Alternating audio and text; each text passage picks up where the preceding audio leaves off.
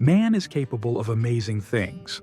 A trip around the globe, or a search engine for those with budgetary limitations, will reveal astounding works of art, feats of engineering, advances in technology, and acts of mercy.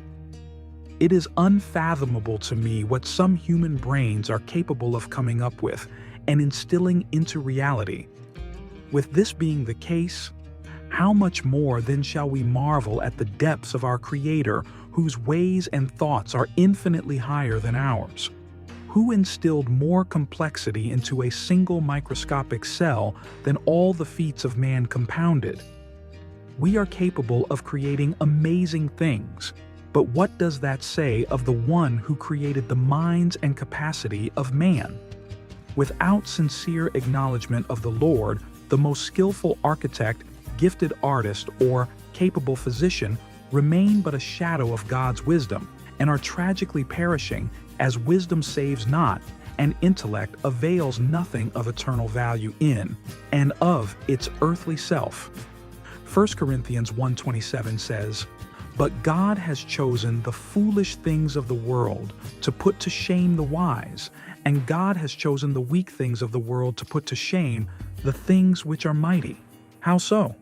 1 Corinthians continues to explain, "For you see your calling, brethren, that not many wise according to the flesh, not many mighty, not many noble are called. But God has chosen the foolish things of the world to put to shame the wise, and God has chosen the weak things of the world to put to shame the things which are mighty.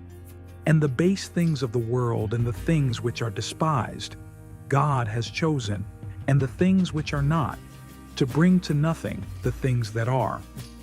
I echo my pastor in embracing the fact that I'm a foolish thing.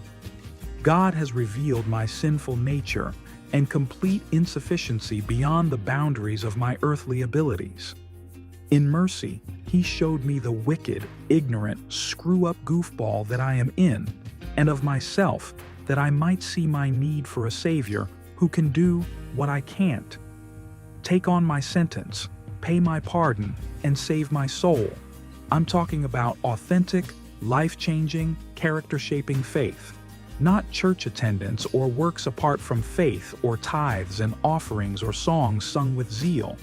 To be transparent, I once viewed that my musical ability and missionary status as subjects to slip into conversations under the guise of false humility.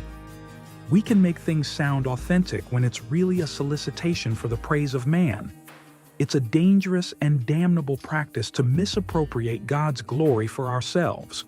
When we give God the glory, we receive true blessing that reaches far beyond the limitations of this perishing planet and its notion of time. How foolish then it is to settle for the meager and temporal reward of man's praise, as was the foolishness of the self-righteous Pharisee.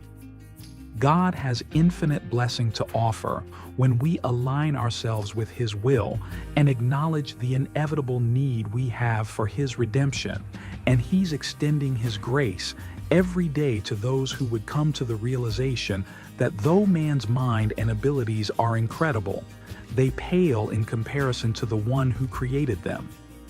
Humility coupled with the wisdom God grants are such a powerful duo because they incline us to the Lord's drawing.